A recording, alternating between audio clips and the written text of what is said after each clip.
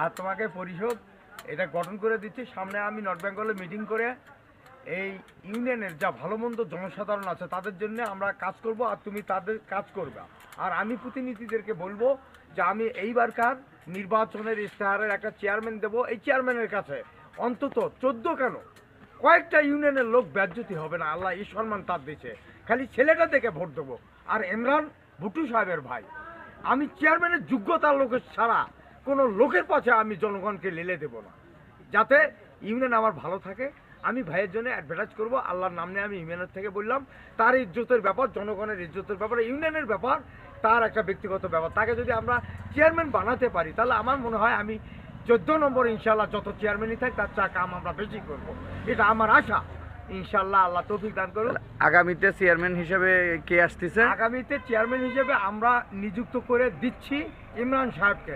সবগুলো চেয়ারম্যানের চা আমার ভাই ইমরান কার ছেলে? জয়নাল আবদিন, মেম্বার জয়নাল সাহেব ছিল। বাড়ি? বাবার নাম বাড়ি গিলাবাড়িতে, 14 নম্বর। তাহলে ইয়াং জেনারেশন হিসেবে ওনাকে মানুষ চাচ্ছে, এলাকাবাসী চাচ্ছে, এলাকাবাসী চাচ্ছে। আর তার আচার ব্যবহারও মানুষের কাছে আগে যাচ্ছে, খালি চাওয়া নয়, তাকে ভোট দেওয়া যায় ইনশাল্লাহ, এই আশা রাখি। চাওয়া নয়, কোনো অবংশীয় মানুষ নয়, তার মানুষের ইউনিয়নের খেদমত করার জন্য তাকে হয়তো প্রতিনিধি বানাচ্ছি আমরা। সেটা আমাদের কথায়, শফিকুলের কথায়, কতগুলো কর্মীর কথায়, ইউনিয়ন পরিষ্কার করার জন্য, ইউনিয়নের কাজবাজ করার জন্য, দেশের উন্নতি করার জন্য, বিভিন্ন জনসাধারণের প্রত্যাশা দাবি যা আছে, ইমরান ভাইকে চেয়ারম্যান করবে। আমি পরবর্তীতে কথা বলবো, তাদেরকে আমি কোনো হতমুখ হওয়ার সময় দেবো না, ইজ্জত বজায় থাকবে ইনশাল্লাহ। সর্বোচ্চ চেষ্টা করে ইউনিয়নের মানুষের চাহিদা আমরা মিটে দেবো ইনশাল্লাহ। এ কাম ইমরান সাহেব করবে, এইরকম চেয়ারম্যান তাকে বানান আপনারা।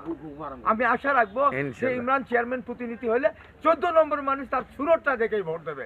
মাল তো কাকু দিতে পারে না, ভালোবাসা দেবে, আমি এটা জানি। তার মধ্যে জ্ঞান আছে, তাই মানবতা আছে, তার মধ্যে বিদ্যা আছে, তার মধ্যে গভীরতা আছে। আমি তাকে পছন্দ করি এবং ইউনিয়নের লোকের কাছে আমি বলবো, আমারও তো ইউনিয়নে 2-4 হাজার লোক আছে। ইনশাল্লাহ তোমরা যদি আটা না পাও, আমি একাই আটা দেবো। সে বন্ধুত্ব আমার ইউনিয়নে আছে।